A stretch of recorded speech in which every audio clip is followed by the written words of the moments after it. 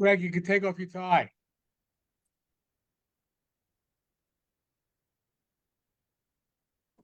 I wish. I'm going in between a bunch of things tonight. Oh, I figured you must be crazy this time of year. Oh yeah, absolutely. Absolutely. And we're going right into the next legislative session, but it's fun, you know. Plus all the holiday stuff, you know, I'm doing Toys for Tots next. So how are you doing? All right? Doing well, no complaints. That's good. That's good. Hold on. You're gonna hear a whole lot of train. Hold on.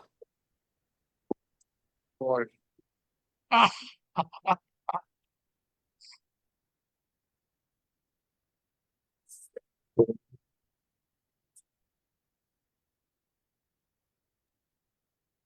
I got to tell you though, that para legislation is the most fascinating experience. Legislative politics is beautiful, even when it's frustrating.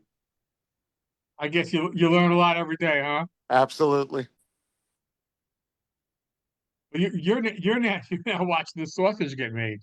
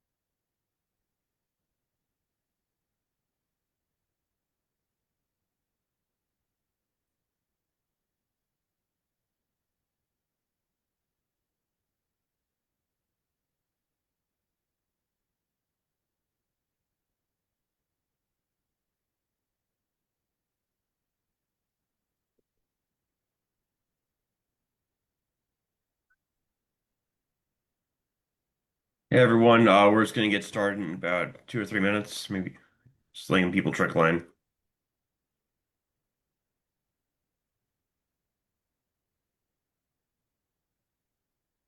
What does that look like, Seamus, when people trickle in? The number of participants in on the right side of my screen goes up. Got it.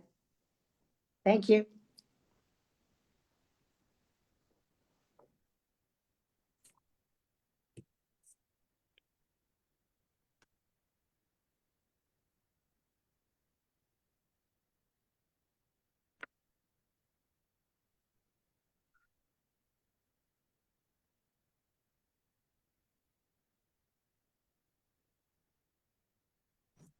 Hey, Joan, how we doing? I'm good, Greg, and you? I'm doing all right. Thanks. Just enjoying the work. And it is work. It is, but it's worth it. That's for sure. I might lose you guys because I'm on the train. I'm heading to another event. But for now, I'm with you. How are you doing? It, good. You- Um, did did you pay your dues? I believe I did. If not, I could pay it tonight, but I think I'm all paid up. Okay, we'll check. We'll ask I'll Vicky check. to check for you. Right, Vicky? Is the, I don't know if I should be bothering him all the time. Greg, you're good Oh, until January.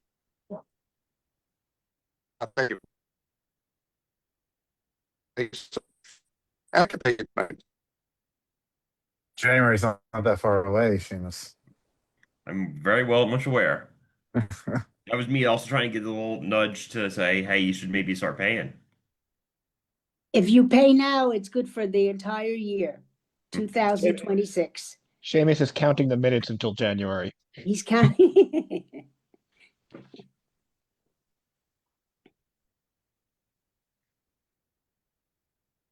Hi, Vito.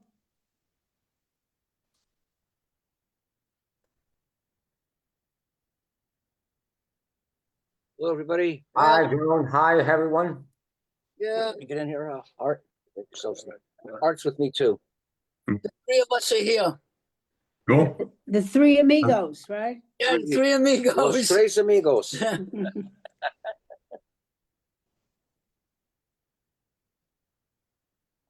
Give everyone like one more minute. Doug is no taker. What is Doug is no taker? Wait. There's someone had requested that there's be notes being done, but which we already automatically record the meetings because we do a live stream to live Facebook, so it's really no different. And there's also like an automatic summary that's generated for the sake of creating the minutes for Lynn. So basically, it's basically duplicative. I hope we're not paying Lynn at her normal rate. We are. And Same it's rate the that I best get rate- paid. It's the best rate we could get, Jason. Double it, Joan. Double it. I make a motion, we double Lynn's rate. Okay, I guess we'll get started. Calling this meeting to order. Welcome to the December 18th, 2025 General Meeting of the Independent Neighborhood Democrats. I'm your president, James Campbell. So as we begin every meeting, the leadership of the Independent Neighborhood Democrats the leadership of the Independent Neighborhood Democrats welcomes debate and discussion of topics of concern to the members of the community by candidates in office and others.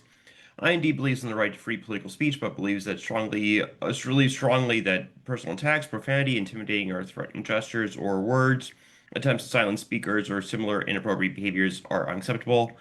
Individuals engaging in such behavior will be asked to leave. So that out of the way, just a few housekeeping things. One, make sure I've been trying to also update people's names if I know who you are, but please make sure that your Zoom name matches your real name. This way, because it's important for attendance, which you have to, of course, most people know, you have to attend a certain number of meetings to be able to vote on matters, including our endorsements. Last names as well as first names. Yes, first name and last name, full name. Yeah, and obviously, if you're not speaking, please mute yourself. Just because we have a huge agenda. If you saw like the number of candidates that are going to be speaking this evening, we're going to be getting to like some club business later on in the meeting. Just so everyone's aware, the way it's going to be working is with each candidate, they're going to have 15 minutes to speak about themselves, their candidacy, and also take Q&A. They can use it however they want. And just as most people know, reason why we're not at Brooklyn Law School as well this evening is because they're right now having finals, and we want to be good guests there. So with that, I will hand over to our first speaker this evening, running for re-election, Senator Andrew Gennardis, good friend of the club. Senator, can you hear us? I can hear you. Thank you all. I appreciate the club accommodating me. Tonight is also my staff holiday party, so that's why I'm coming to you from my car outside of the restaurant while my staff's inside. But really great to be here with you all. Just, I guess, one order of personal business for those of you that I haven't seen in a while. Many of you already know, but my wife and I welcomed our third child into our family back in September 19th. So we have a little precious girl who's joined her two older brothers, and everyone is happy and excited. Not everyone's healthy though. The flu is going around. It's pretty nasty. So my oldest one just got the flu.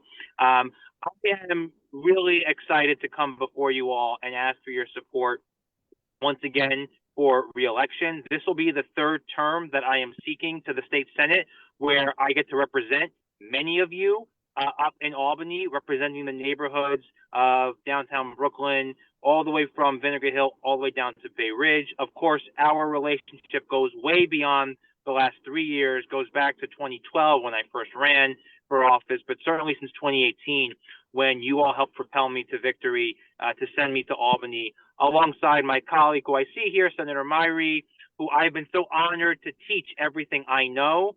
Everything he claims as a win, I want you all to know that came from hard work and lots of instruction. And so that was my doing in many cases.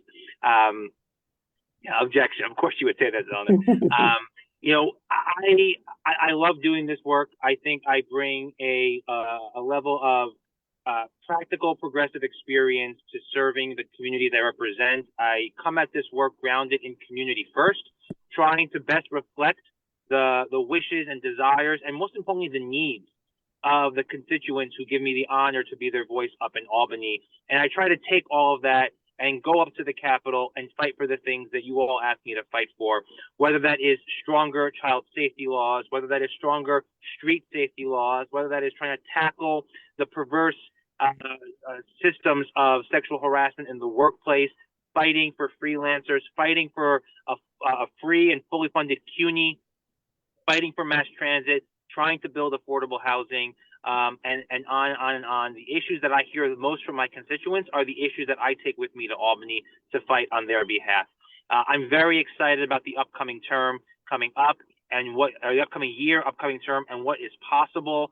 I'm most excited about the push for universal child care. This is something that I have talked about quite a lot in my career, certainly starting with my push for the Working Families Tax Credit, which was meant to help alleviate child poverty and help working families put more money in their pockets.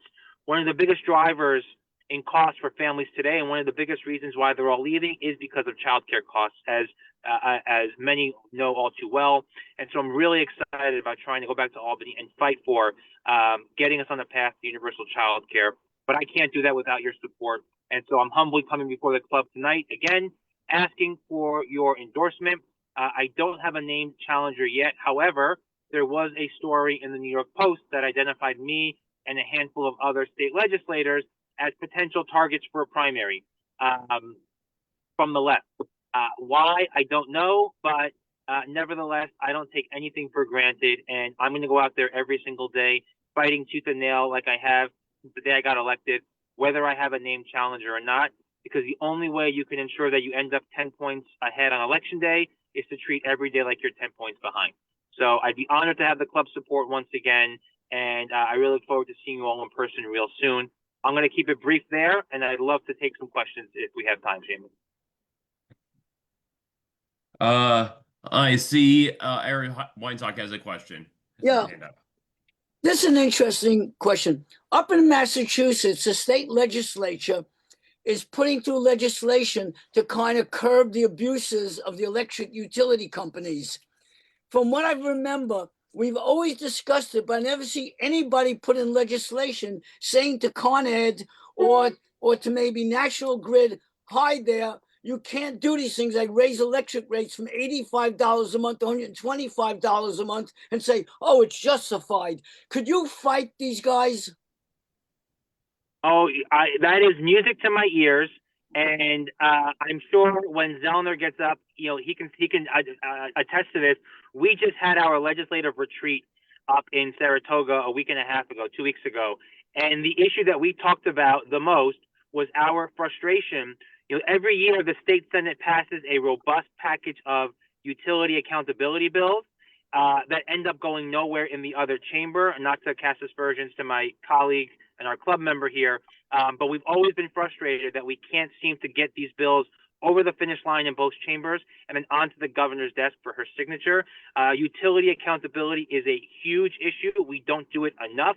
And then frankly, I think one of the biggest areas where we can have the biggest amount of reform is holding the PSC accountable, because all of these government regulators that we have here in New York State, whether it's the PSC for utility rates or it's DFS for insurance rates, my sense is that they are just rubber stamping these requests, or actually the utilities are asking for 30%, and although they only really need 15%, PSC drops them down to 15%, so they can say, oh, we knocked them down by half, but the utilities get everything they ask for. Same thing with the insurance companies. It's a big concern. I thank you for asking me that, because it's been on my mind a lot, and I've been very frustrated that we have not been able to do more on this particular issue, in the last couple of years. Thank you. Any other questions? I can't see everyone at once. Oh, Steve. Senator, could you please tell us about some of your legislative highlights? I know there have been several important bills which you promulgated and have passed. And also, just let me give a quick plug. I'm hosting a fundraiser for you on January 8th down in Industry City. I'd like everybody to attend. It's a matching funds race, so every dollar counts 7 times up to 175. But could you talk a little bit about that, sir? Yeah, so thank you, Steve. So, a lot of you are familiar with my street safety work, the speed cameras in school zones, expanding the red light camera program so that we cover about 5% of the city intersections instead of just 1%, which is what it was before. Many of you know about my work to close the loophole in sexual harassment law that let state government officials be exempt from the state's own sexual harassment laws, which is just crazy and bonkers. I passed the first bill to protect freelancers' right to get paid across the state. This was inspired, in fact, by a law that then City Council member Brad Lander passed at the city level called Freelance Isn't Free. 2 years ago, I passed a first-in-the-nation law targeting social media companies and the addictive algorithms that they use to target minors. And we've now restricted the ability, once the law's regulations come into effect shortly, restrict the ability of social media companies to provide an algorithmic feed to minors without parental consent so that kids can see the content they want to see, not the content that the companies want them to see. And we can actually start to reverse the growth in mental health decline directly associated with extreme social media usage. Right now, in fact, I'm in the process of finishing up 2 bill negotiations with the governor that I'm hoping will result in new laws. We have 24 hours to go, so stay tuned. One is on requiring warning labels to be affixed to social media platforms once you use it for more than 3 hours in a day. Again, an effort to curb the excessive harms that come from addictive social media usage. And the second one, which may not sound sexy at first, but is so deeply important, it is an AI safety bill to put safeguards around the most powerful AI computer models that are being developed in the world right now. The models that have the ability to recreate biological weapons, chemical weapons that can cause catastrophic harms to life and property.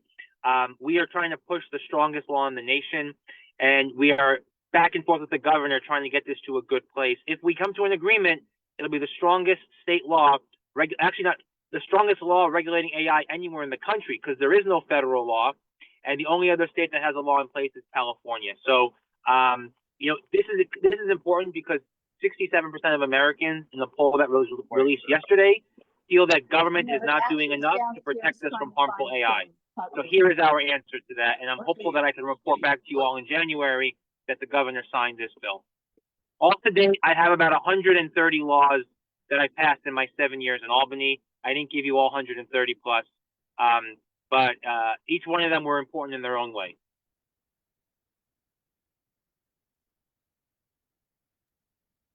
Any other questions in the last 5 minutes? I don't see everyone's hand, so if anyone just wants to unmute themselves, they can do that too. Okay, I guess we're all set then. Thank you so much, Senator. Have a great rest of your Thank evening. you, everyone. Have a great holiday, everyone. Take care. Bye-bye.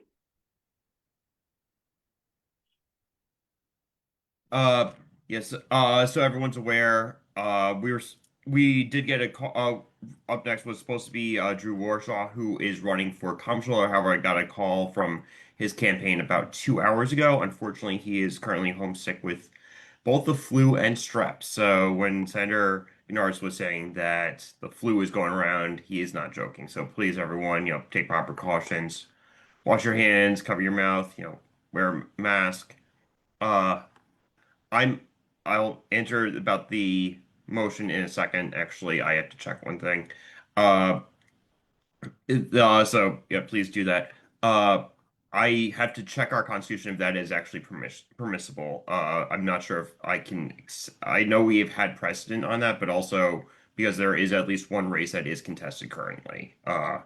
So I cannot necessarily. I'm not sure I can hear that right now. Yes, to answer Eileen's question in the chat. So everyone's aware if they can't see the chat. Kenan moved to endorse our senators by acclamation. Bridget Farrell seconded the motion. And then Eileen asked, so we should wait to see if there's contested. Suzanne asked which one is. Currently, right now, Senate District, I believe it's 25, which is currently held by Jabari Bridgeport, yes, has a challenger. So, as the way the motion is currently written, I would have to rule that out of order. Okay. Kenan withdrew. So, okay, that be that then. We always do like enthusiasm here. So, evening, Judge Howard.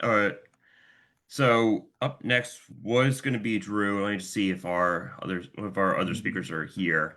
So with that, actually, since they're not, we'll just get to some club business for the time being. So as at our last meeting was when we accepted nominations for the officers and executive board. Unless there is a vacancy in officer nominations, then that's closed. However, at this time, we will accept additional nominations for the executive board. If anyone's interested, you do not need a second. You can nominate yourself. So if you think of anyone or you want to be on the board, please raise your hands. Art.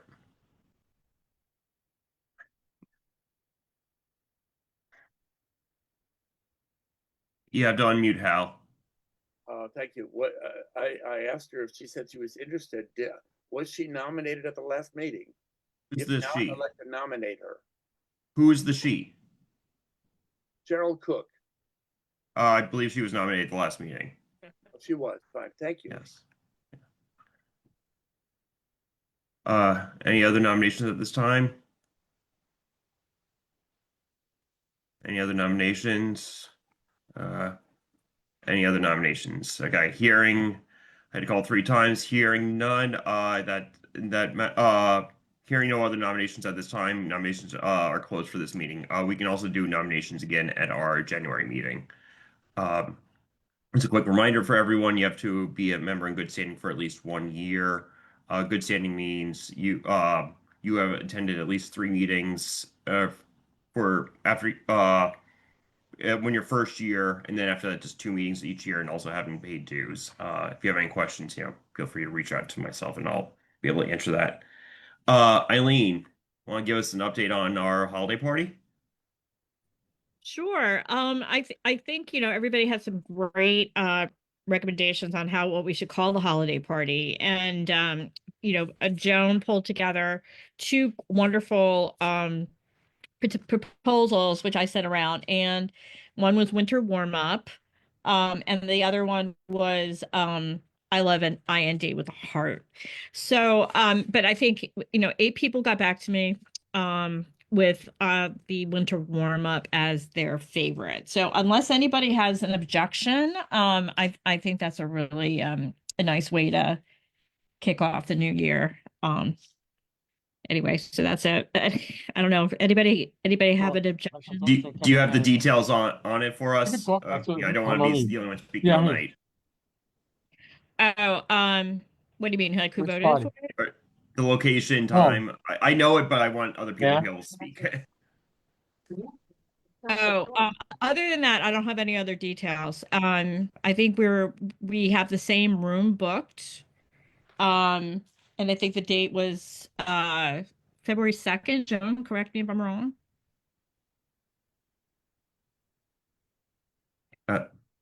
Okay. It's February 1st, 3:30 to 6 at 1 Clinton Street. So same spot as we had it last year. So everyone mark your calendars. We usually do it in January. However, just because of scheduling issues, we had to move it back. So yeah. Also, we will be taking bets on if the groundhogs see their shadows or not at the party. Well, we might want to have something in the invitation about recognizing that event, but anyway, yeah. So that's it. That's all I have. Okay. Awesome. Joan, do you want to maybe speak about county committee?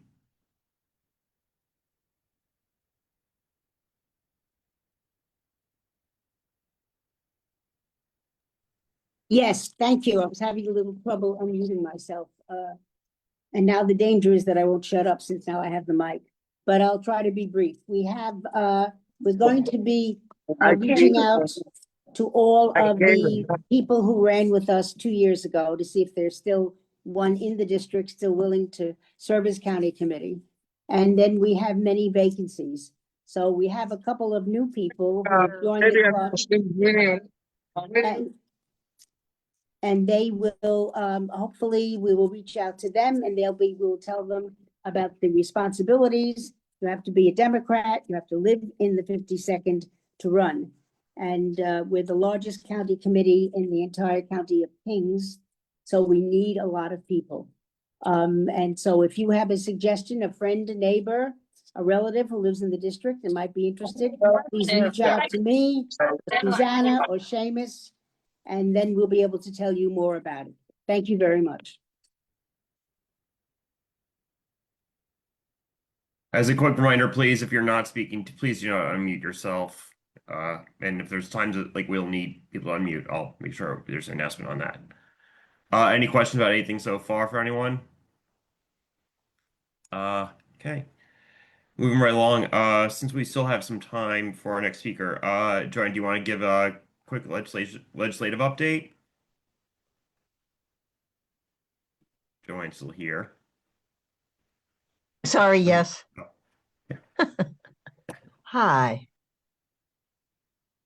So thank you. Sure, I'm happy to talk about what we've been doing. You know, a couple things that I just want to follow up on from our last meeting when I spoke about a couple of bills that I was working on. We still don't have a signature on the 100-foot rule bill, but we're fairly confident that the governor will be signing it. But it does not look very good for the Litch bill. And we've been working very hard on that. We did a press conference yesterday. I guess today's Thursday, right? So we did a press conference yesterday morning. And we have a lot of support, a lot of labor support, a lot of community support. But it's not looking good. We did have a meeting with the governor's office to explain how we believe, given the cuts that are coming down the pike from the administration in Washington, that there are so many more hospitals in danger. And if those hospitals are in danger of closing, the beauty of the Lit bill is not that it would mandate that a hospital remain, but that it would open the process up to the public so that, in fact, the community's healthcare needs would be part of the decision making. And right now, because that process is entirely opaque, the hospital could, who wants to close, could essentially say anything to the Department of Health, provide minimal data, but not have really much in the way of data coming in from other sources, including, for example, the doctors, the nurses, the patients, the community that is being served, or know what kind of healthcare needs the community has. Even if there's no issue about, you know, whether the hospital is doing a good job providing them, if you know more about the population that is being served currently, then in your closure, you can determine where else somebody might be able to receive that care, right? And the Department of Health would be instrumental in ensuring that. That has been what we've been talking about. But, you know, today I got some news that made it seem less likely that the governor will be signing the bill. So we'll keep at it. I know that the one big not so beautiful bill puts roughly 70 of our hospitals in jeopardy. We have 156 hospitals in New York State. 70 of them are going to be at risk. Now, not all of them will close, but 70 will be at risk. And that's because they have at least a quarter of their bills are paid by Medicaid or other government sources. And so some of them, I think, will end up closing. And that's a real problem, and particularly in a lot of our rural areas as well, because people have to travel a long distance to get care. And there are something like, 15 counties, I believe, that don't have, for example, a maternity department. And so if you're traveling an hour or more to deliver, that's really very limiting. And we will keep at it. If it's not successful this year, we will keep at it. I thank you for listening. Tomorrow we have a party, an open house in our office. As you know, we were out of our office for quite some time. We are now back. We have new floors, new walls, new ceiling, new lighting, new paint. And we're having an office warming and a spirit warming party tomorrow from 4 to 6 at 341 Smith Street. And also we're asking people, if they come, to please bring a toy for a child between the ages of 0 and 15 so that we can donate them to some disadvantaged kids in our communities. Awesome. Thanks so much, Assemblywoman. And I'm certainly open if people have questions. If you need to kill time, I'm certainly happy to answer a question. Anyone have any questions for Joanne? Jason looks like he's mumbling. Yeah. Hi there, Steve. Joanne, I'll ask the same question that you asked of Andrew, and also remind people that you have a primary coming. You have a primary and a fundraiser, I believe, scheduled for January 6th. Is that accurate? Yes, it is January 6th at the home of Vito Piatanza, who is a member of Excellent. IND. He's 3 rows up from you on my screen. Could you please tell us about some of your great legislative accomplishments as well, Joanne? Well, thank you. I appreciate that. One of the things that I pride myself on is early bills that I did, that closing the LLC loophole, which was a critical ethics campaign finance reform bill. We were able to pass the first dyslexia statute in New York State. We were able to pass the first red flag law in New York State. As you know, this allows people in family members, as well as certain other institutions, to be able to file a petition in Supreme Court to remove guns from somebody who is a danger to themselves or others, and backed by solid evidence of that. Since we passed that bill, there have been a couple of modifications to that. One of them being right after the shooting in Buffalo, the governor then mandated the state police, for example, to if anybody came to their attention, for example, that they would be mandated to file such a petition. And so we've made a couple of additions to that bill, but I'm very proud that that was one of the seminal bills. Last year, I passed a bill that would keep Glock handguns from having a little mechanism about the size of a quarter attached to the slide that would make it a fully functioning automatic machine gun. Right. So machine guns were prohibited in the United States in 1936, but you can get a Glock, attach an auto sear to it, and it would become a machine gun.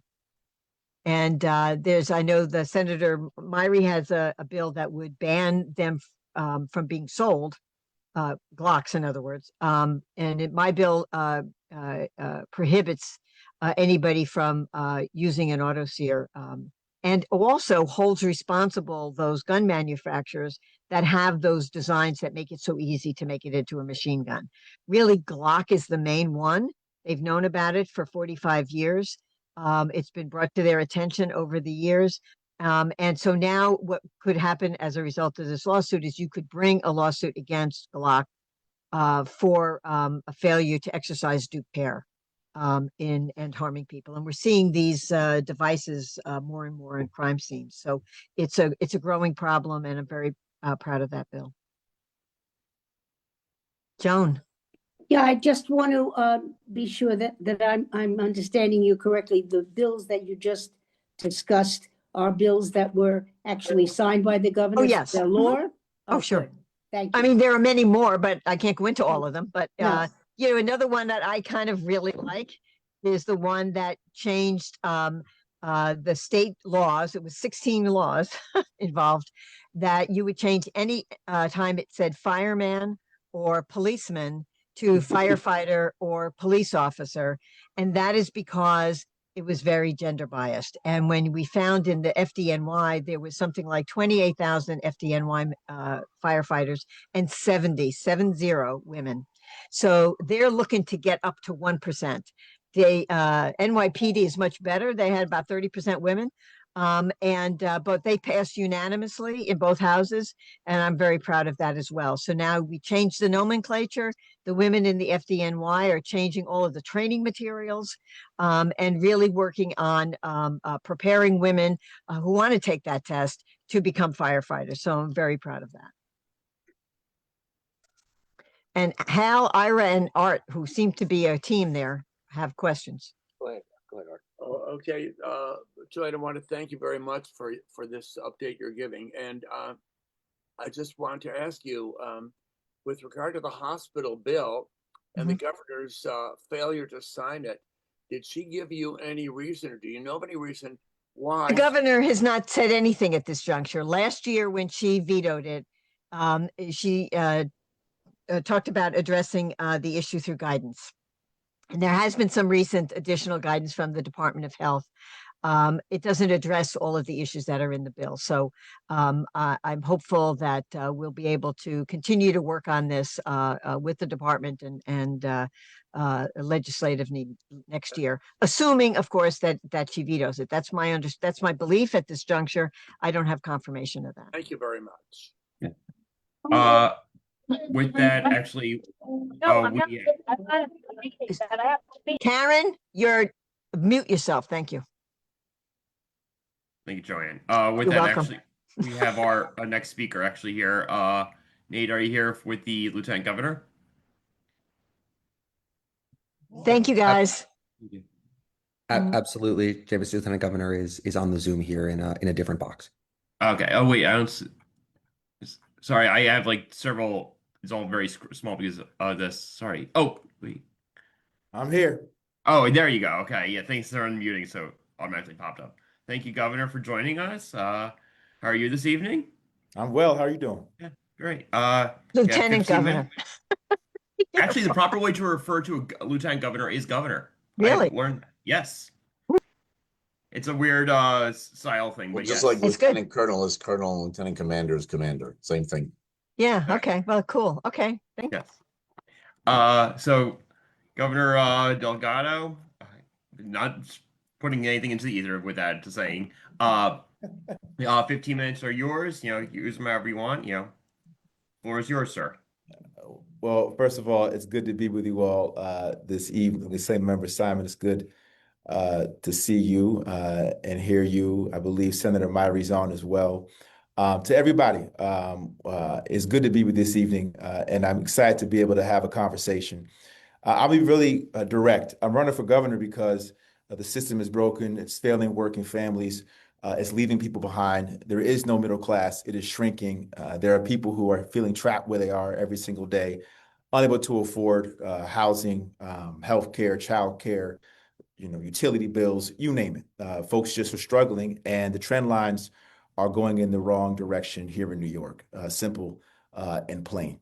I will say I'm here because I care about working families. That's exactly why I'm here. I grew up in a working family. I grew up in Schenectady. My parents worked for General Electric back when GE was a major employer for folks back then. I cut coupons, put clothes on layaway, latchkey kid. Education was always preached as the great equalizer, the gateway to opportunity. And, I watched my parents work us up into the middle class. Neighborhood got safer with every time we moved. Apartment got bigger. Freshman year in high school, bought our first home, brand new home in the suburbs. So lived an actual story of upward mobility. And today, I want to be clear, I am in a working family. I'm a working father. I have 2 school-aged boys who are in public school. I have a mortgage. I have student loan debt I'm still paying, childcare costs. My wife works as well. We are struggling like everybody else. We are feeling the pinch like everybody else. And I think it's important that we have elected officials who understand and can empathize what is going on in everyday lives for everyday people. And you can't do that if you put power before people. And here's the thing. When I decided to run for lieutenant governor in 2022, I did so believing that I was joining an administration that ultimately was going to put working people first, that was going to govern differently. And I want to be clear about something. The governor was in a bind when I was approached in 2022. As you all know, she had just lost lieutenant governor 6 weeks before the lieutenant governor primary.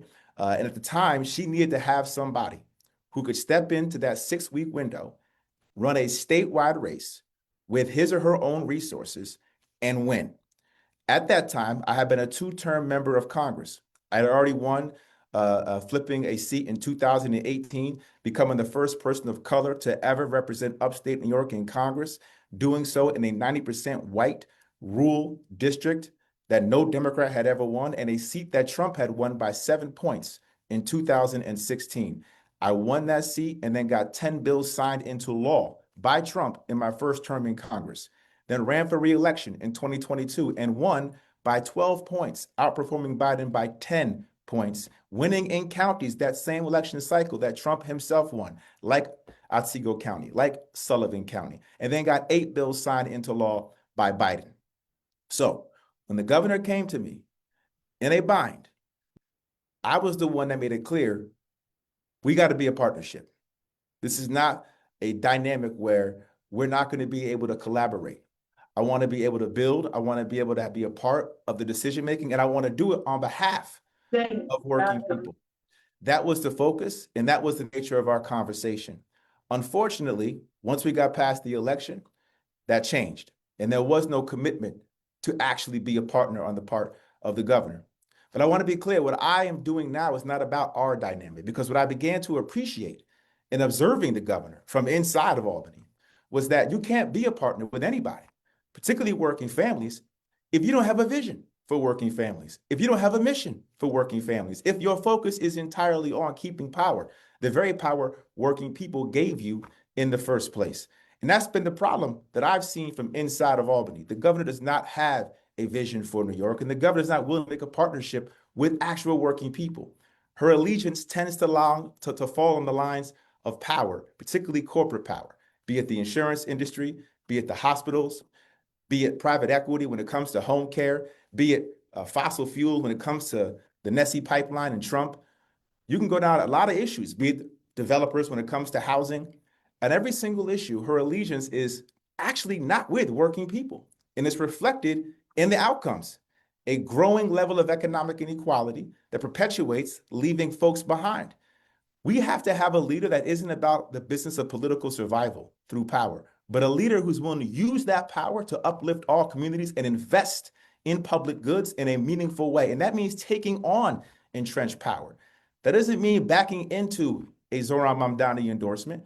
That doesn't mean telling folks who say tax the rich, the more you tell me to do something, the more likely I'm not going to do it. The governor said that. It doesn't mean capitulating to Trump in a moment of actual moral crisis. It means protecting our immigrant community by passing things like New York for All, which the governor has not done.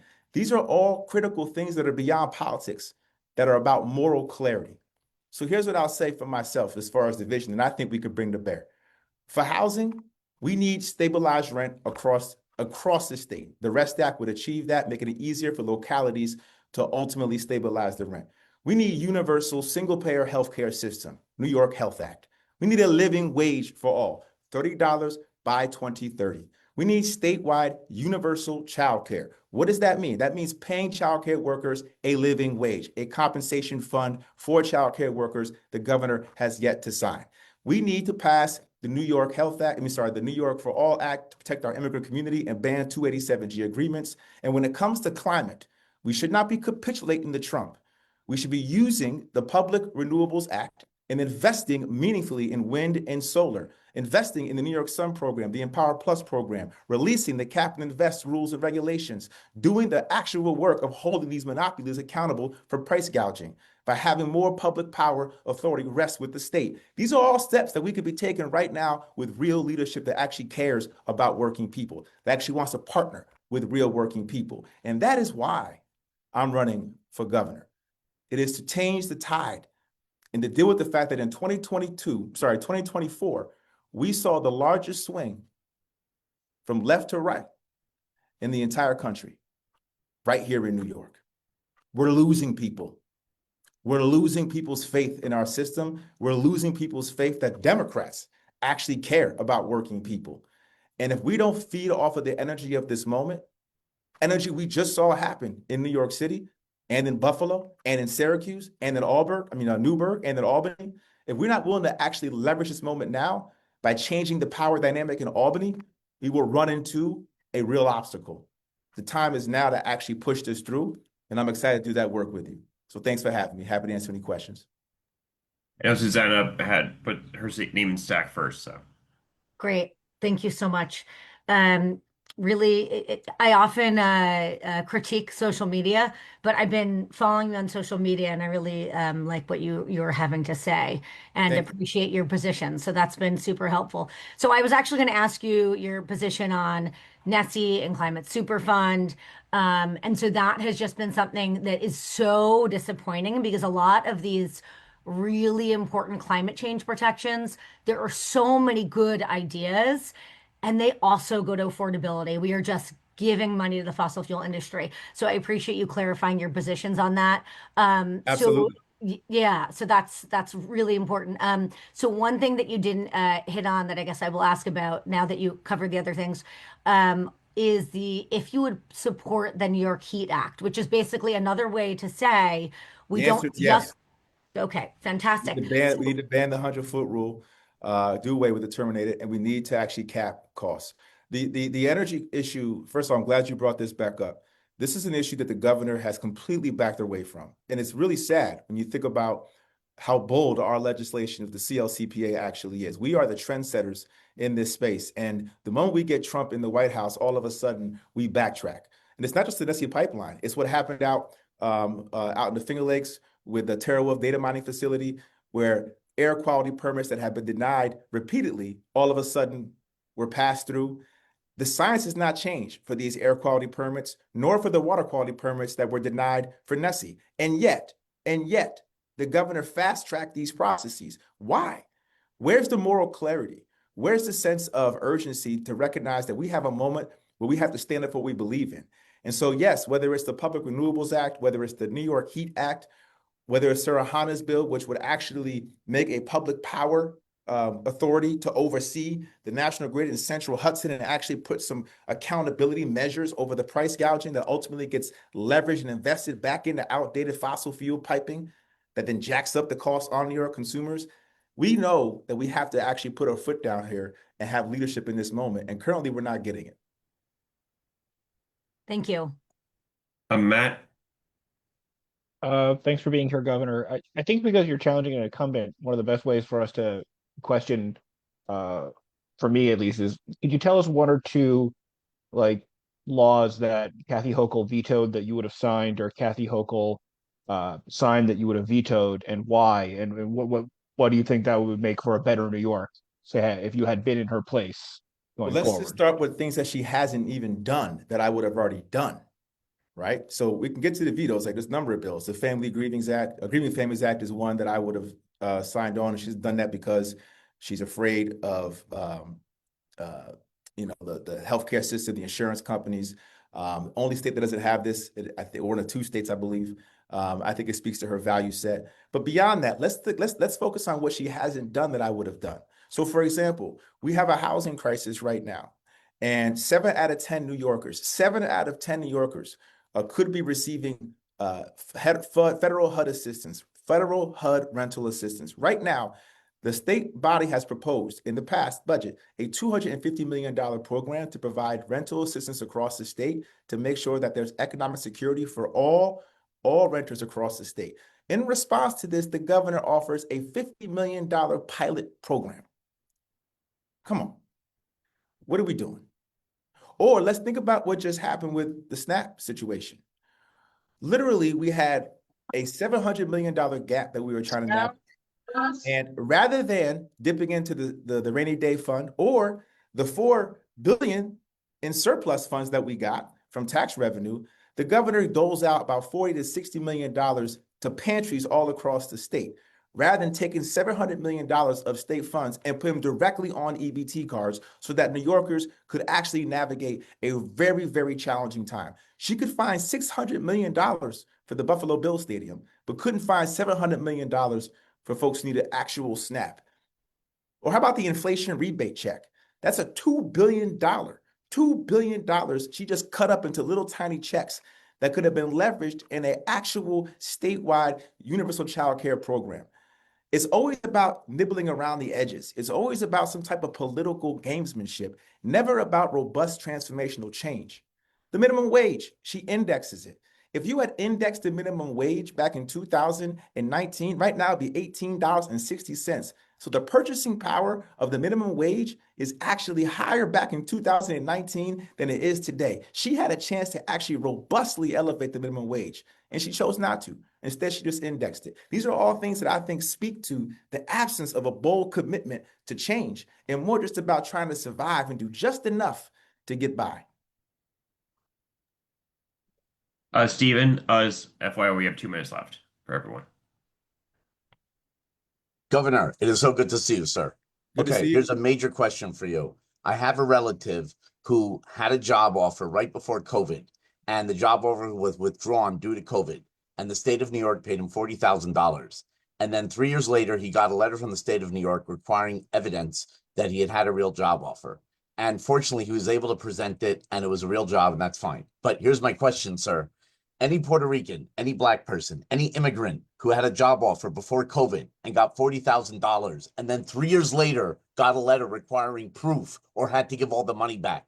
If they had a job offer from a mobile station or a laundromat or a shopping center and that job offer had lapsed, how on earth would they have proof? I feel like there must be, I'm sure I'm a Jewish person. I'm sure my fellow Jews, my fellow Americans, fellow Caucasians, they had no problem getting the proof. I'm very concerned. There have got to be Latino, Black immigrant families out there who got this completely unreasonable request for evidence 3 years after the benefits were paid and must have been having a nervous breakdown. And I beg you to look into this. I will look into this, and I'll say this because I think you're speaking to a larger issue about Yes. the nature of how government functions, which is poorly, particularly when it speaks to communities that are often marginalized and neglected. I see it in a lot of instances, even in scenarios where we think we're doing right by communities, because of a lack of execution, a lack of follow through, a lack of proper investment, we actually can make the situation worse for communities. So there's a difference between governing for press releases, for sound bites, just to kind of get to the next news story or news cycle, versus governing from a place of a vision where you are determined to figure out how to make an impact in a meaningful way. So you follow through on whatever is happening and you have quality metrics to understand how to judge success moving forward and bring real accountability to a system. That's the only way you're going to restore people's collective confidence in government. Right. This But is sorry, about- I don't mean to interrupt you. One question. Did you hear of any families who got this letter and were traumatized? I mean, I almost had a nervous breakdown. I actually have not. We got the This is letter. something that I can look into for sure. I have. God bless you. You're sharing this for me. So thank you for flagging. Oh my gosh, my pleasure, sir. It was very distressing. We got to move along. Yeah, the Fine, time's fine. already up. Fine. Yes, understood. Yeah. Governor, if you have any more parts for your answer there. No, I'm good. Okay. Good. I'm good.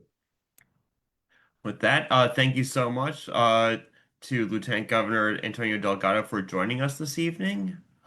Thank you for having me. Appreciate you all. Have a good evening. Happy holidays to you. Next up is some old timers in the club may remember is Adam Bundakenko. Is he here now? Is Adam here? Yeah, he's waving to you, Seamus. Oh, He is, can you Seamus. unmute yourself? I have too many screens, like too many boxes in my. I'm here. How are you? Yeah, good. 15 minutes to talk about yourself and answer any questions you want. Time starts now. It's a pleasure to be back here. I wish we could have done this in person. I remember it's always at St. Francis College, so this is fun to see all of you here, at least virtually. As many of you may know, I'm Adam Bunkadeko. I'm running for state controller this go around. And I think what might be helpful is just to start from where sort of my journey began. Born at Elmhurst Hospital in Elmhurst, Queens. My parents are war refugees from Uganda. Dad came here, $50 in his pocket, extra clothes he was wearing, extra set in the suitcase. Went to a detention center, found an ability to get asylum through the help of legal aid and a few family members, and help bring my mom over. Grew up in a one-bedroom apartment, roaches, mice, the whole bit, not too far away from the hospital I was born at. And through there, my parents' love, courage, temerity, was able to go through parochial schools, public school, and earn scholarship to go to private school, and then eventually Haverford College and Harvard Business School.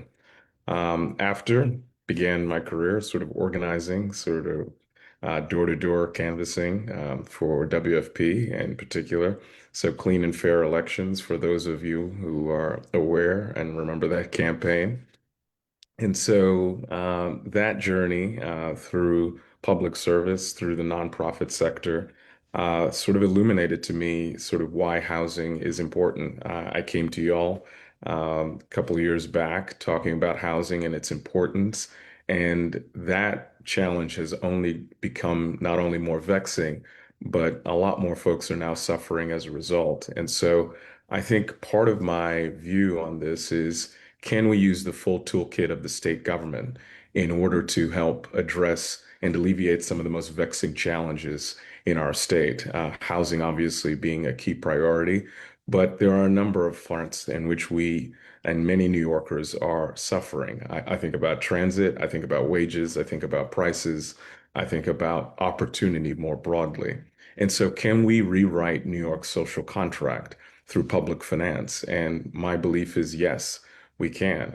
I think the state constitution gives an enormous amount of financial authority to the state comptroller to address these challenges. And so my view is, if we can start to think about fixing the MTA, if we can build more affordable housing using the pension fund as a cheaper cost of capital in order to enable more affordable housing to be built, if we can create a trust fund for our children in which we use unclaimed funds or assets that are being underutilized or sitting idle and transforming it into an investment trust that we can then give a seed account to every child born in our state to enable them to live out their best sort of hopes and dreams, and also help expand the housing access voucher program.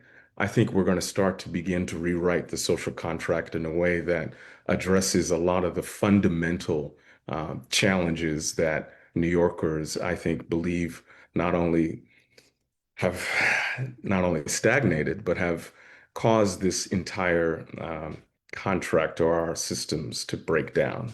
And I think we can start to reimagine that and reimagine a new possibility if we start to think about this office. It's not intuitive, but I do believe we can start to again transform the economic architecture of this state through this office. So I'll stop there and answer questions and hopefully take any Q&A from folks. No, yeah, your hand up.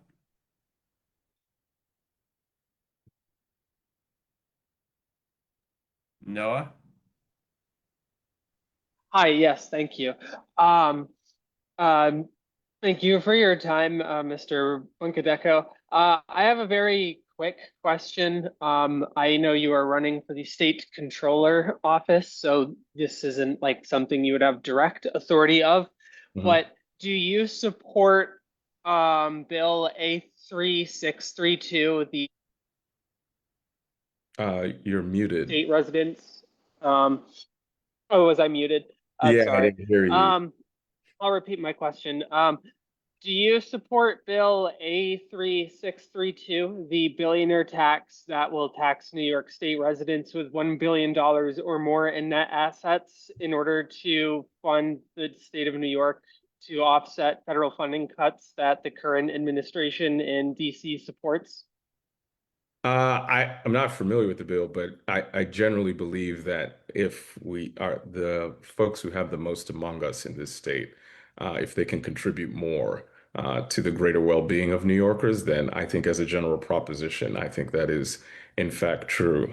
And I would be supportive of such a measure. But again, I haven't read the bill exactly, but I do think there's a lot we can do on sort of the revenue and tax side that can be constructive to, again, alleviating a lot of the housing challenges, a lot of the infrastructure challenges, a lot of the challenges we're seeing in terms of this sort of broken social contract in New York. So, yeah, just as a general principle, I do agree.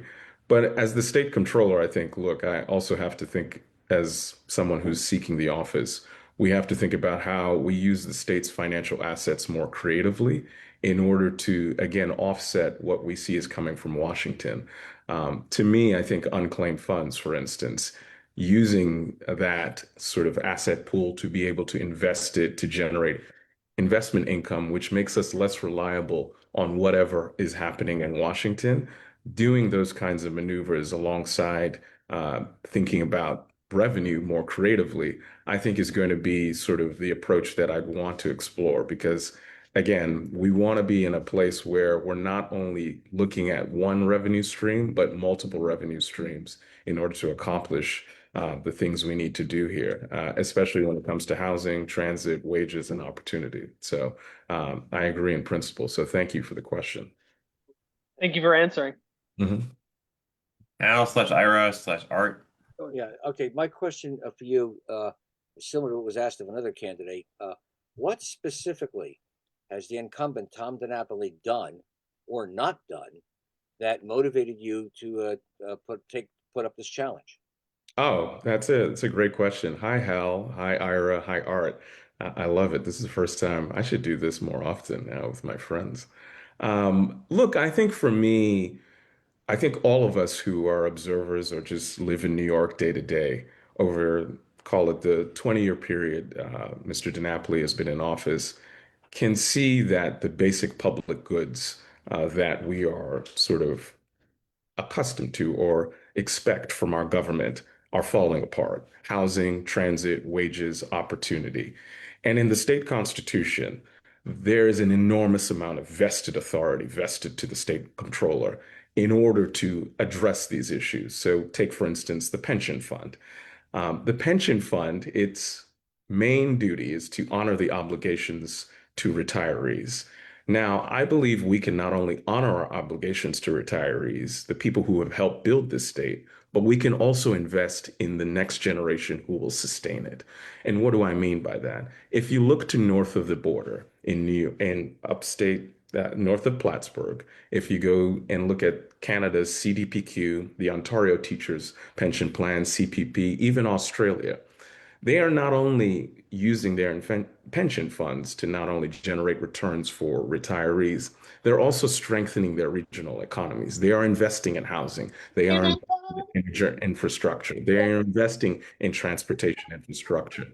And so the question I have is, if you are supposed to be the fiscal steward, fiscal guardian of the state, it is not simply enough to just say, well, I'm not screwing up the pension fund, but how are we addressing the public goods? Because if we don't solve housing, guess what? The state's economy is going to fall apart. If we don't solve the MTA or mass transit or transportation more broadly, the state's economy is going to fall apart. If we don't get energy costs under control, the state economy is going to fall apart.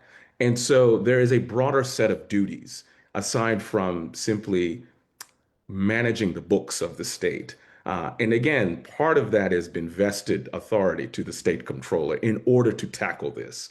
And so my view is, in a landscape that has dramatically changed over the last 20 years, in which there are more New Yorkers who are finding it difficult to keep a roof over their head, to put food on the table, to ensure that their children are going to live a better life, are we using the full toolkit of the state government in order to address this? And my answer is no. And if folks disagree with that, then, well, voters will have to make that decision in June.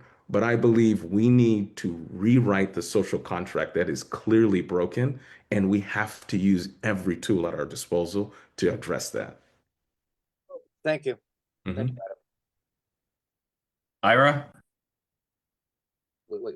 Go. Okay, as someone who has an economics background, which I did in economic development, Sure. New York State is probably listed in the 10 worst states in the country in being business friendly because of all the regulations from here to Mars Sure. As the controller, how would you make New York State more business friendly so we're not losing businesses in Tennessee, Texas, North Carolina, Montana? As the controller, you have to have a focus on how to bring businesses here, Sure. not watching businesses leave.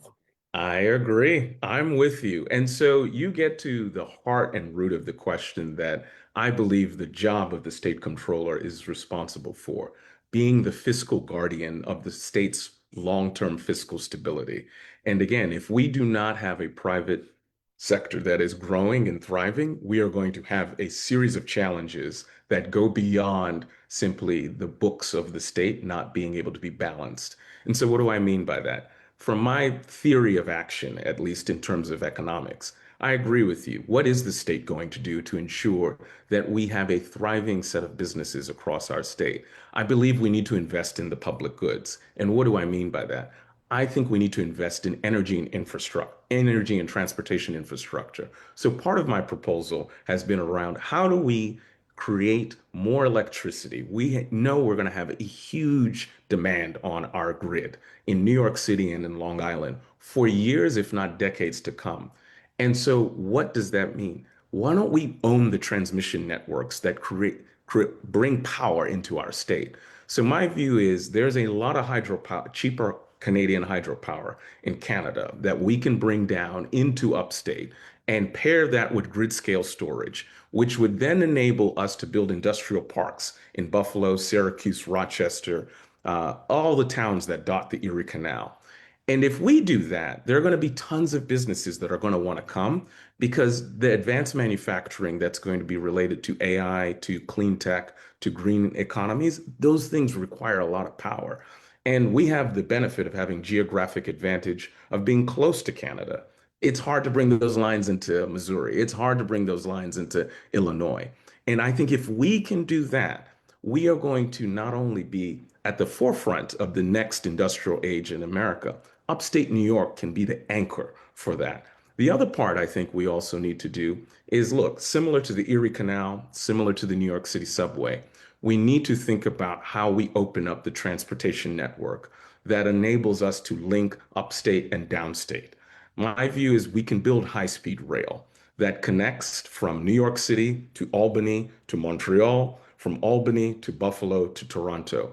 The same way the New York City subway reimagined the city's economic geography over a century ago.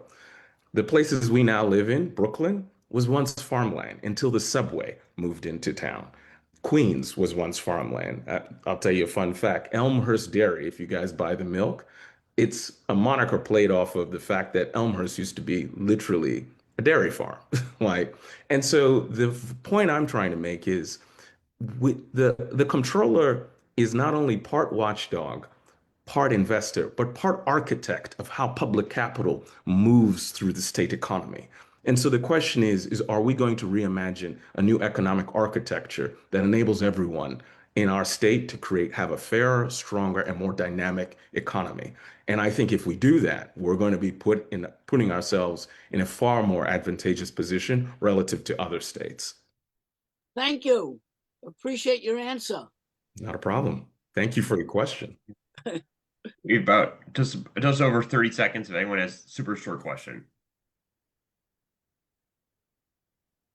Okay. Oh, thank you so much, Adam. And I apologize for messing up your last name It's earlier. okay. It took me a while to figure it out, so all good. Now, I appreciate y'all. Thank you again for having me, and it's a pleasure to always be in front of IND. Hopefully this time I get you guys' support, but I hope that's on my Christmas gift list. So thank you. Unfortunately, we're very slow with our Christmas gifts. That comes out in February. No worries, no worries. I'm just teasing. All right. Take care, y'all. Thank you so much. All right. So next up is a dear friend of this club who is seeking re-election to the state senate, our very own Zelmer Myrie. If Z wants to unmute. Good evening. Z, the floor is yours. Okay, great. Happy holidays, everyone. Chag Sameach. all the things. It is great to be with you. Firstly, I want to express my gratitude again for honoring me this past summer. Really a highlight for me personally and for my family. So thank you for that. And I know my good colleague, Senator Gennardez, said at the top, he was at a staff holiday party. We had our staff holiday party. I left early to come here before this club. And so, as I always do, I want to express my gratitude for your support, not just in recent years, but in my very first attempt to make it to the state Senate. You were the club that had my back. You were the folks that said we needed to do something different in this state. And without what happened in 2018, a lot of the progress that we have seen over now, it's crazy to say, close to 8 years, would not have been possible. So I want to thank IND for always standing on the right side of these issues. And I come before you tonight humbly seeking your support again. I am hoping that we can get to work quickly in January, this next legislative session. Many of you know, many of you were involved. I was doing a crazy thing for the past 2 years that is now very much settled. And so we will let the folks on the city level handle the future of the city on that front. But we are at a very critical juncture in this country where I believe our state legislatures are going to be playing an outsized role in protecting our democracy and firming up the foundations of our republic. And so I got 3 things that I'm focused on for the next legislative session. Then I am, of course, very happy to answer questions with the balance of the time that I have. But the first thing that I'm going to be focused on is a bill that I introduced that I have called the New York Civil Rights Act. And here is what that bill is going to do. There used to be a cause of action, that is an ability to get into court when a federal official violated your constitutional rights. But that was not a statutory cause of action. That was a cause of action that was created by the court, what we often call common law. That common law, that doctrine, known colloquially as the Bivens Doctrine, has been slowly eviscerated by the Supreme Court over the past couple of years, such that if a federal official violates your constitutional rights, you, as a New Yorker, have no real recourse. And we know that our rights are meaningless if they do not have a remedy. So what I am attempting to do with the New York Civil Rights Act is to provide such a remedy. We have a federal statute, 42 U.S.C. 1983, that allows for you to sue a state or local official if they violate your constitutional rights, but you cannot do that for the federal official. What the New York Civil Rights Act does is allow for a state cause of action for you to sue a federal official if they violate your constitutional rights. We have been seeing these sorts of violations in the news every single day with our friends, with our neighbors, something that has been disturbing the spirit of many of us who believe in the democracy that we hold near and dear. So my hope is that we can get this across the finish line so that anyone, whether they are a federal, state, or local official, whether they are an ICE agent or some other federal official, can know that there will be consequences for you violating the constitutional rights of New Yorkers. Second, we are all talking about affordability. It's certainly a political buzzword these days, but there is a hidden and I think uglier part of the affordability crisis that we have not been talking enough about. And here is the truth. When times are hard, bad actors look for new ways to take advantage of people's situations. And what we have seen over the past couple of years is a drastic increase in scams, in corruption, and in ways to take advantage of people financially. Our white collar fraud laws have not been updated in this state for close to 50 years. We have not updated our laws to deal with fraud, for instance, in the cryptocurrency space. So I have introduced a bill called the Ripoff Act that would update our white collar crime laws, focus on scheme to defraud, but also focus on the virtual currency space, a space in which I am working with our Assembly member Joanne Simon on public officials who hold virtual currency, but also regulate virtual currency. We have seen this really, I believe, in a nakedly corrupt fashion with our current president. So I'm hoping to get that bill passed as well. And then lastly, you may have seen some of this reporting on what is happening in our courts as it relates to foreclosure. This is a process that is very convoluted. This is a process that has had a robust court docket, certainly since the 2008 financial crisis. And what we have seen is that there is a lack of uniformity in how the laws are being applied, how the debts are being calculated, and people are not just losing their homes in this process, they're being taken advantage of because the process is not transparent. So I have introduced a bill to help clarify that, to help with transparency, uniformity, so that we do not put disadvantaged homeowners in peril in our foreclosure courts. I want to pick up something that the Assembly member said, Assembly Member Simon, regarding her Glock switch bill, because I know there's a lot of talk, and we're in a season and a climate where people do not like the nuance and the details of how bills and how laws work. But I want to point out what Joanne has done and the impact that it has already had. You guys know that we passed collectively a bill to hold the gun industry accountable. What Joanne's bill did was say, in addition to a lot of these other things, if your gun is easily convertible, that is something that can make you liable in court. Glock, as she mentioned, is the biggest offender in this respect. And just this year, after Joanne's bill was signed into law, Glock is now getting rid of the old model that was easily convertible, and all of the models that they are producing going forward are meant to accommodate for that gap in their manufacturing. That doesn't make the headlines. That is not something that is easily communicated, but literally the largest seller of guns in the country has changed their behavior because of the things that we have done in this New York State legislature. And it is why I'm really proud to serve along with colleagues like her, to serve in the state Senate. And I'm excited about the work that we have ahead. So I really would love to have your support as I run for reelection. I am grateful to the club for everything that you continue to do, and I'm very happy to take some questions. Jason, your hand is up. Sure. Yeah. Thanks very much, Zellner. It's good to see you. You mentioned your campaign for mayor, and I just want to point out, look, you ran into a juggernaut in one of your state government colleagues. But I thought you were right out of the gate holding the mayor's feet to the fire. I thought it was a worthwhile effort. You made us proud like you always do. And so, I just want to thank you for that. And actually, I put my hand up to ask you about ICE and what state government folks can do about ICE. And then you referenced your bill on the cause of action. So, a couple of us went out a few weeks ago to do like a Know Your Rights information, talking to businesses. We talked to a lot of restaurants and folks on Smith Street. And I'll tell you, there was a palpable fear and real engagement on this topic. So thank you for this and for everything else that you can do on that topic. Thank you. Thank you, Jason, and thank you all for being out in the community and talking to folks and educating. We are in an unfortunate legal status with the federal government in that immigration is a place where they hold a lot of power and discretion. And so what is often most helpful is really educating people on what their rights are and what they can and what they can't do. So I really appreciate that. In any way we can be supportive, let me know. And of course, thank you for the kind words on the mayoral. Matt?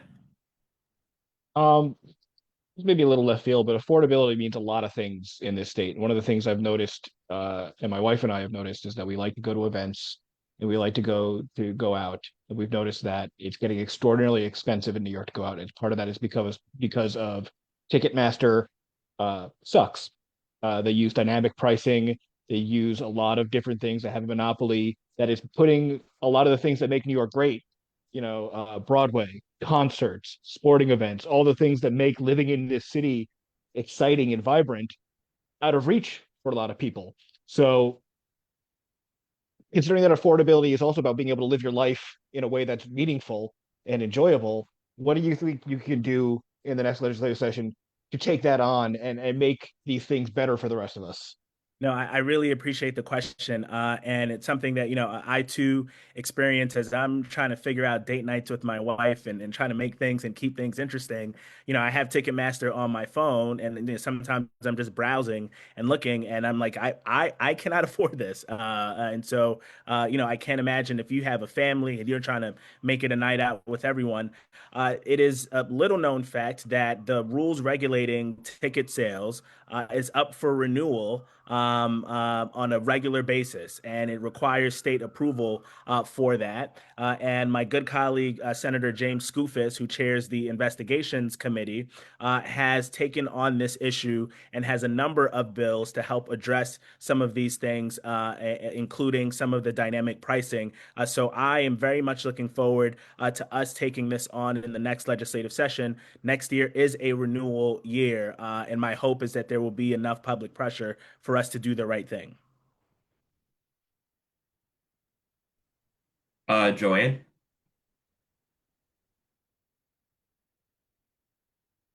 Couldn't find my mouse. Hi, Senator. Thank you so much, as always, for your graciousness and support. But you mentioned this issue about deed theft, right? And I have a bill with Senator Brisport that would have a like a window like we did for the Child Victims Act, right? That would allow people, because so many times people don't find out until way past the statute of limitations. But also, when he was running, he'd been appointed and to fill out a term and then ran.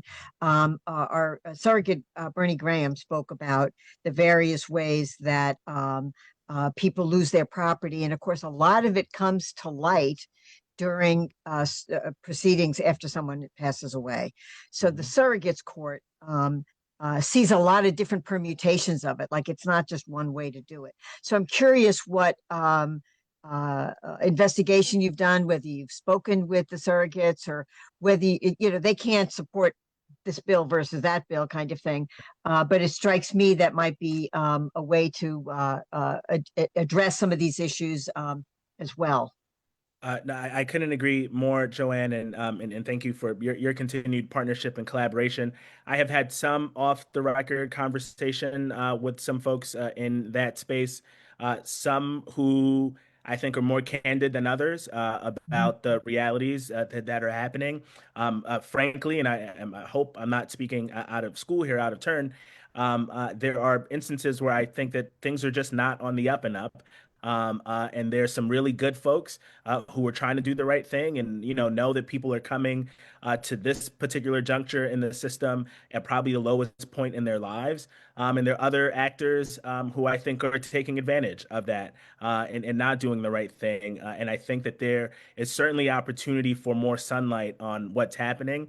I think we're going to need some courageous folks from the inside to sort of say some things publicly. And I have been trying as best as I can to be diplomatic in my approach to try to do, I think, what you're suggesting, which is to get the information first before we be a little more forward facing. But I think we might be approaching the latter quicker than I thought.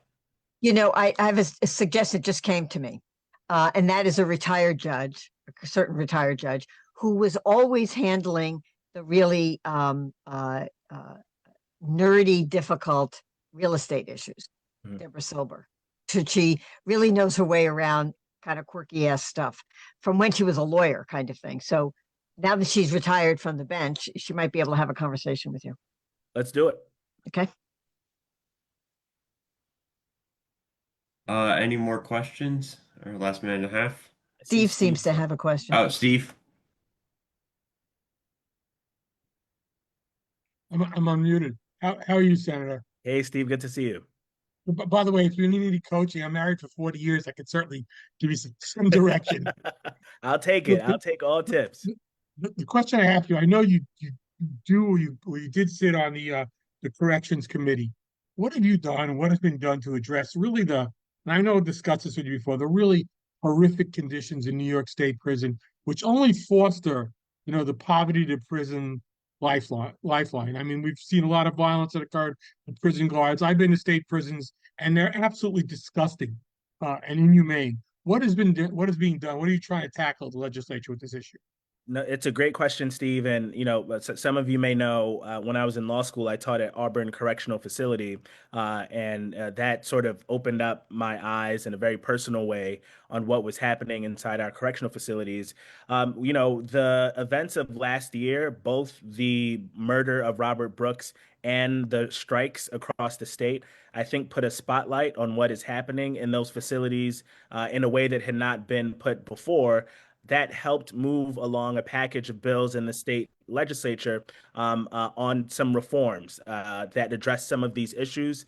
That package is currently sitting on the governor's desk. It is unclear to me, what the outcome is going to be. There's not that much time to determine what that outcome will be. My hope is that she will sign that package. We have heard some signs that she will be signing the package, but then we got more work to do. I know my time is up. I want to say there's one particular issue that I'm working on.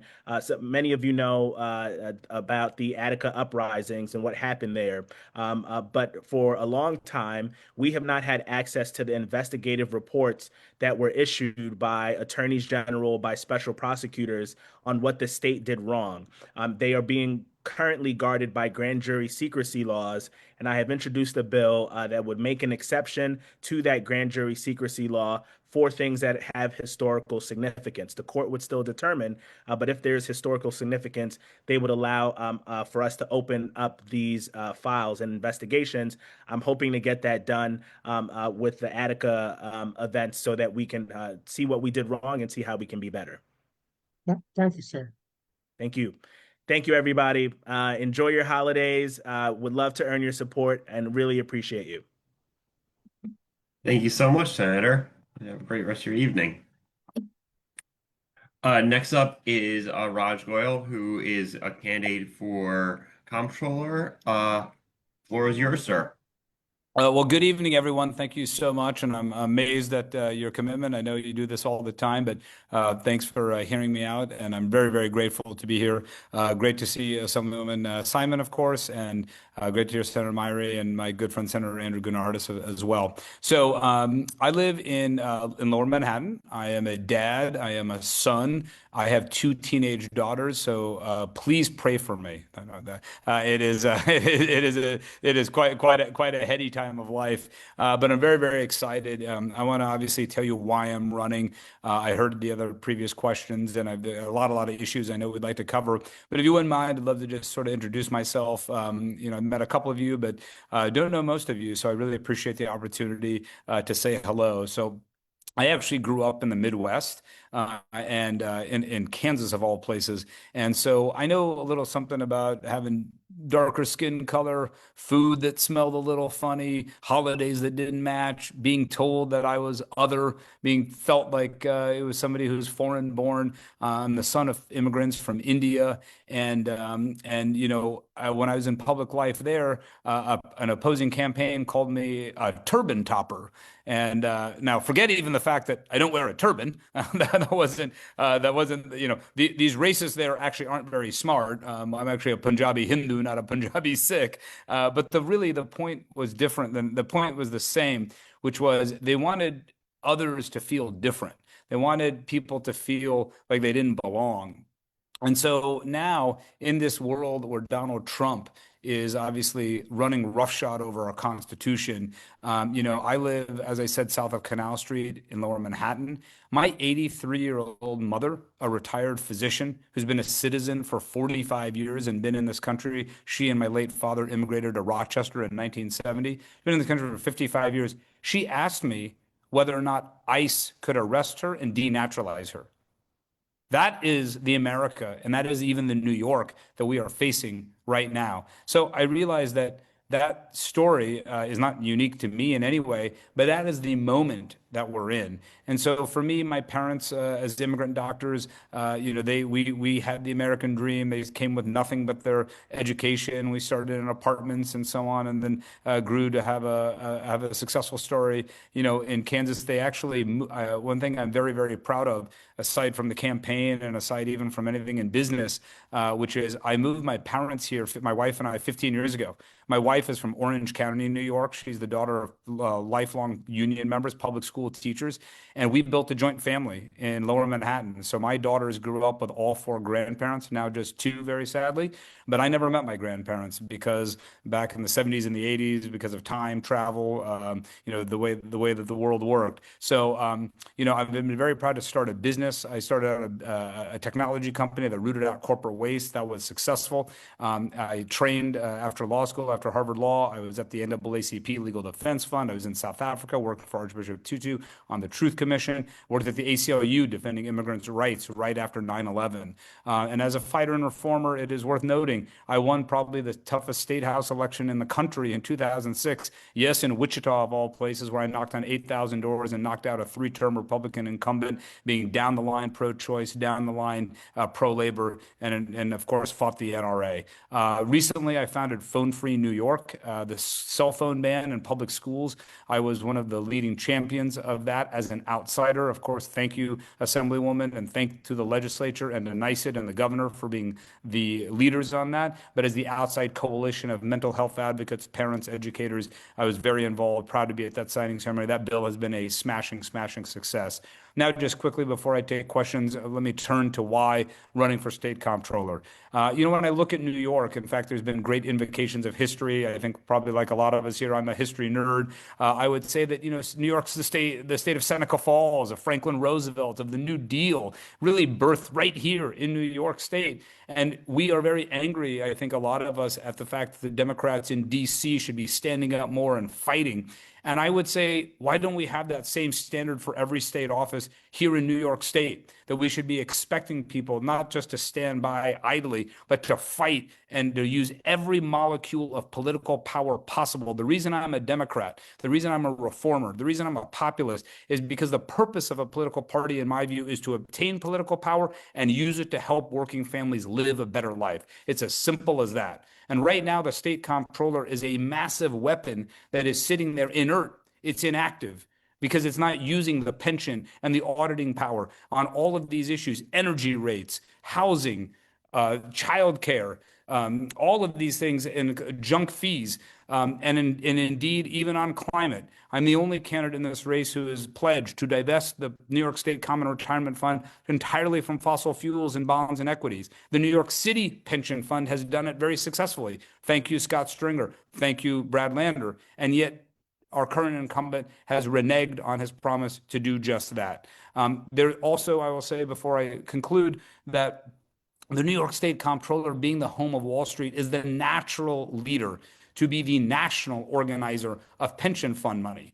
So it is very, very important that Democrats demonstrate and show that we run these fiscal offices well to help people live better lives. That is the mission to me, and that is why we can do so much, because the New York State Comptroller should be the natural organizer of other blue state pension funds to organize against the war that Donald Trump and these red state pension funds have waged here on New York, belittling our CEOs, belittling our business community. And that's a real problem. So I'm very, very excited to take your questions. I can tell you in as much detail as you'd like, particularly on running very hard on energy prices. The current comptroller has never audited the Public Service Commission, and in turn, Con Ed. I've done so much research on this. The financing of how our utility companies work is completely broken. It's Wall Street, fuzzy math, and financial engineering at its worst, and we are the victims of that. So that I'm running for comptroller to make sure that we have an active office that does everything it can to let New Yorkers live the best life possible. Thanks very much. I'd love to stand for any questions. Any questions?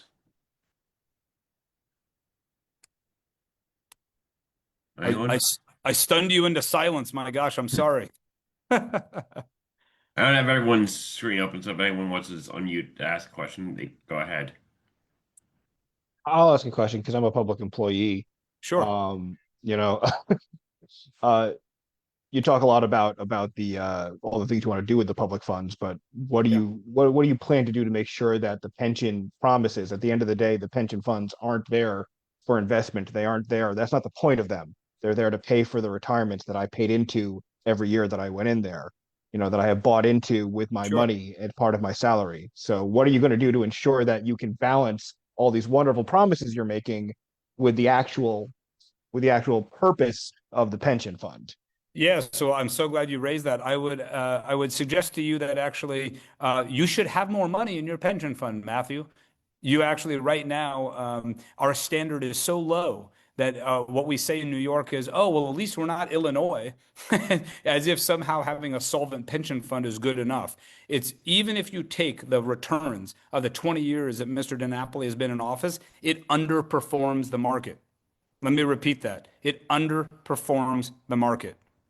If we had had a smarter, more strategic, more fiscally sound investment policy, we would have not only put more money in your retirement fund into the pension, we would have also been able to accomplish these things because there is not actually a divergence between these two concepts. Investing in affordable housing, and now, of course, after City of Yes passed, if you issue equity and debt, if you invest, in equity and debt for affordable housing, it's not only got a great ROI, it also helps people live during this affordability crisis.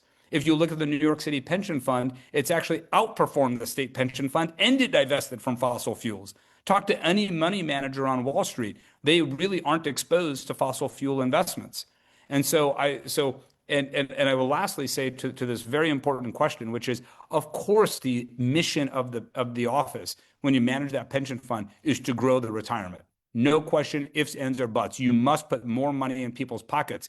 But this is a false choice that they have foisted on us year after year. And that's why we need a whole new way of thinking, because the modern way of investing is to use pension funds. In fact, as Adam was suggesting earlier, there were many really good ideas there. He and I are actually, have talked about this. Those are wonderful ideas in transmission funds, in housing, and again, in utility rates that have gone up and up and up. I'm sure your Con Ed bill keeps going up, even though you're not using more electricity. The state comptroller should be the watchdog, the cop on the beat to get those rates down. And right now, that's not the way the job is working. Joanne?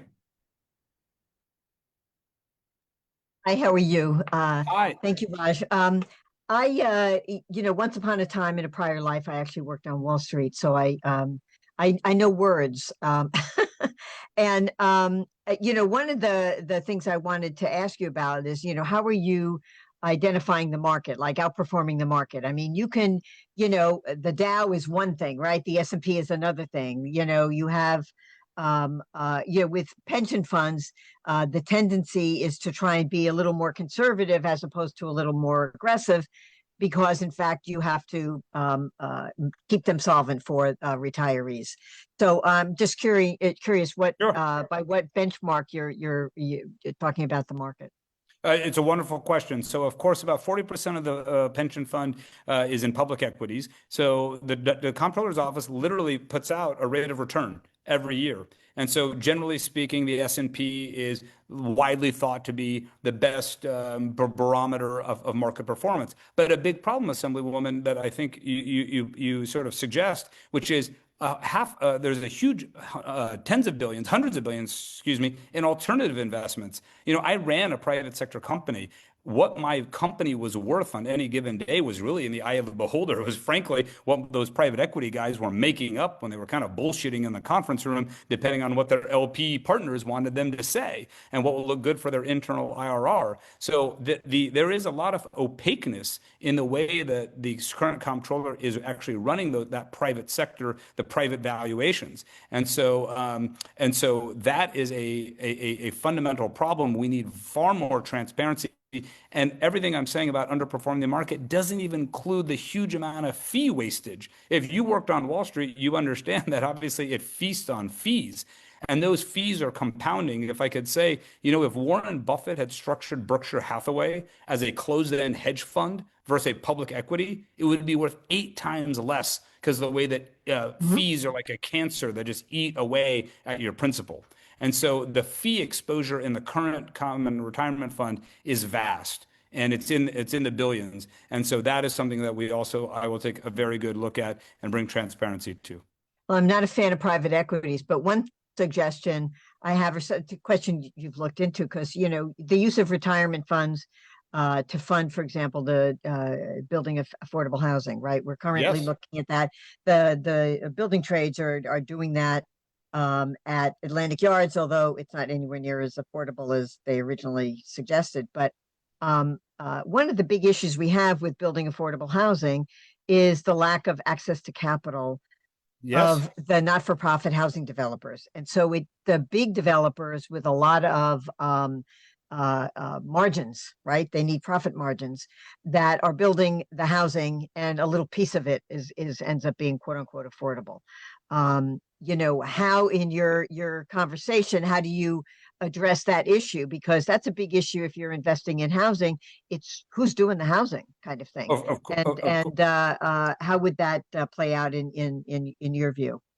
Yeah, it's a great question. And of course, the current system has been completely broken, which is why I'm happy to see I did support the housing referenda here in New York City and, of course, City of Yes. We now have a historic opportunity to get that formula right, Assemblywoman, which is because of the City of Yes, we can invest in equity and debt, because now it is actually a lot of the risk has been taken out of it. And so what they do need is a capital source. The developers are ready to build. We now have some streamlined regulation, and now we have political consensus for the first time. And I think one thing that, if I could just extrapolate a bit, which is the state comptroller needs to be an active partner with our new mayor and the governor to actually be very much in this affordability fight. But that is not what we're getting right now. And in fact, the current comptroller does invest in affordable housing. So to Matthew's question, about, hey, it's already being done right now. So we've already crossed that Rubicon. There are ETIs, economically targeted investments.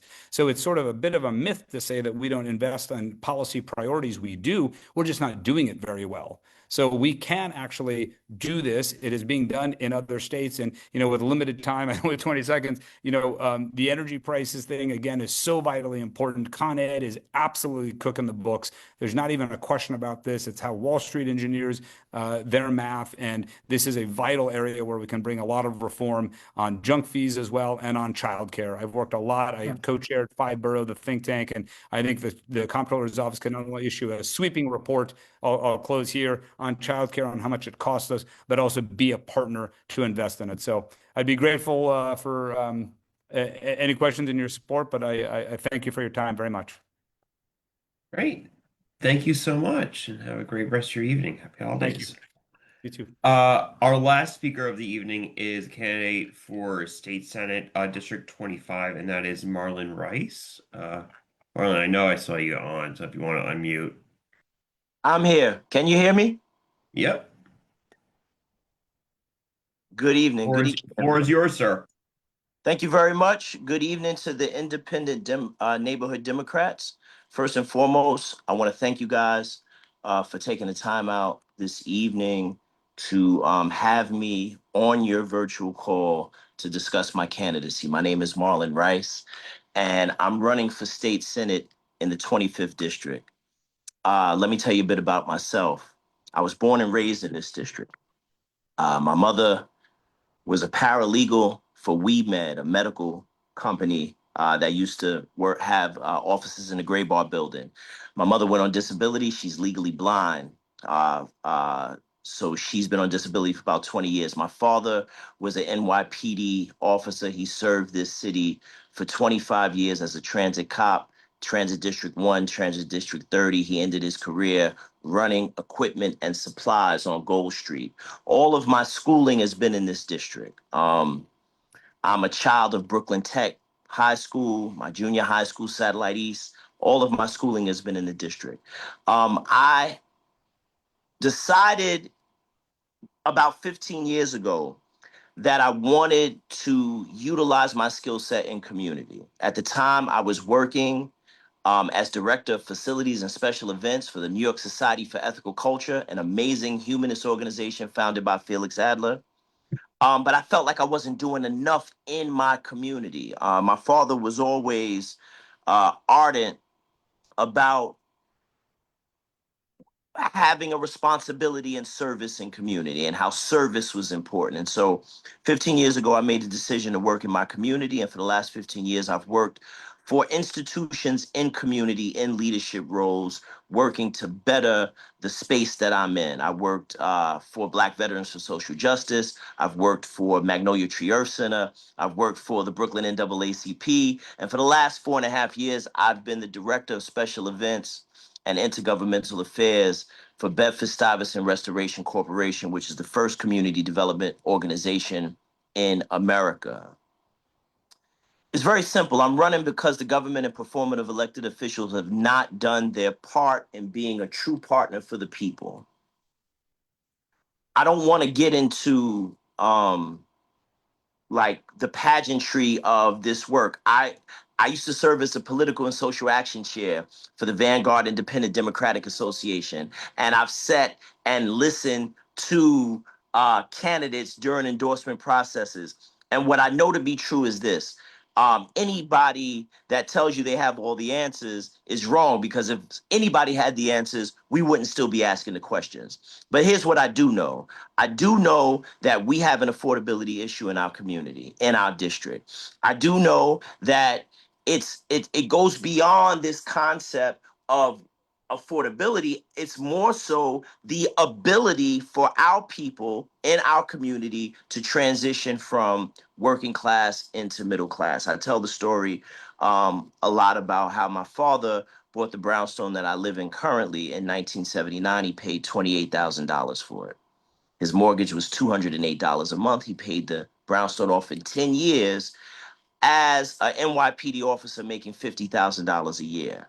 Now, we know that that's impossible right now. It's impossible for the common New Yorker making a living wage to move into middle class through home ownership. And so we have policy in place.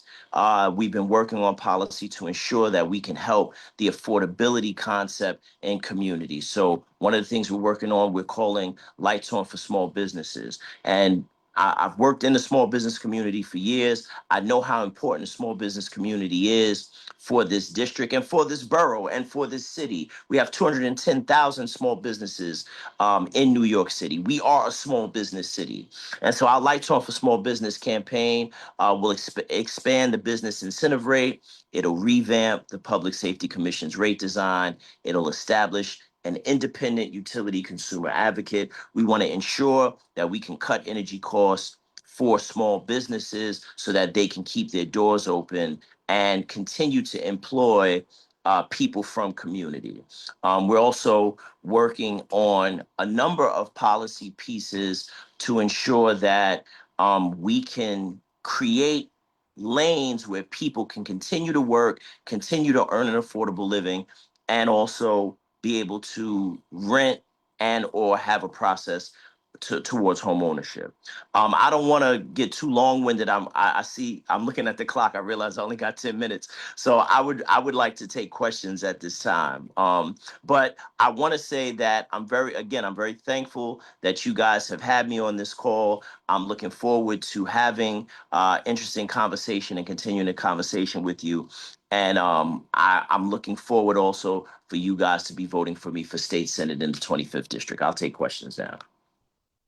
There's one question in the chat from Ellen Edwards. Do you have any experience getting legislation enacted? So no, I don't have any experience getting legislation acted. However, I have tons of experience working in community with people who need and who have a need to have an improvement in their life. I think that the important part to understand is this. Legislation is important, and we want to send people to Albany to affect legislation. But the people that sit in that seat, if they have no connectivity to the community that they serve, if they have no connection to the district that they serve, then how impactful will be their tenure in terms of serving legislation in that seat? I think what I have in spades is connectivity with community. I work at Restoration part of my job is to connect with over 70 community-based organizations and nonprofit organizations in community. Throughout anything that I do in community, I'm working with people who discuss their needs, and we work together to ensure that those needs are met. And I think that that's the keystone when you want someone in that seat in Albany, is you want that person to have a working knowledge of what the community desires and needs. Questions from anyone? You want to unmute because I can't see everyone. Go ahead. Go ahead. Hello. Yes, I would like to ask you, what do you believe the current occupant of this office is doing wrong or is not doing effectively? That's my question. So I think it's two major things, and thank you for that question. The first thing, it goes back to the connectivity part. This role is a very important role. Every elected role is a very important role, but it's not important for the person as much as it's important for the people that you serve. And so the state Senate seat oversees 325,000 people. And those people have a varying list of needs, wants, desires, tenors, and sensibilities. It's important that the incumbent touches those people and understands what those people need, so that when he's sitting in the seat in Albany, he's speaking on behalf of the 325,000 people that he represents. I don't believe that the incumbent is speaking for the 325,000 people that he represents. I believe that he's speaking for a national agenda, for a national organization that wants to leverage position and elected seats with mission. And I think that at the end of the day, we lose as the people because we still desire and need for policy and legislation to be enacted that will improve our day-to-day life. I've lived in this district my whole life. And I'll tell you that in the last 6 years, my quality of life has not improved, and my connectivity with that seat has not improved. And so that's the first thing. The second thing, though, is being effective in the role, right? Being efficient in the role, being productive in the role, being someone who is a unifier of other electeds, a unifier of people in your district. I believe that the state senator, the assembly member, the city council member of the district should be working in lockstep. Now, I've heard a lot of great things about Joanne Simon in the 52nd Assembly District. People speak very highly of Joanne. I live in the 57th. I don't live in the 52nd. However, what I'm saying is that the person in the 25th should have working and competent relationships with every legislator that exists in his district. And I don't believe that's the case. I don't see our electeds working in lockstep with one another for the benefit of the whole. And so those are the two things: connectivity with the people and also the ability to be a unifier as a legislator.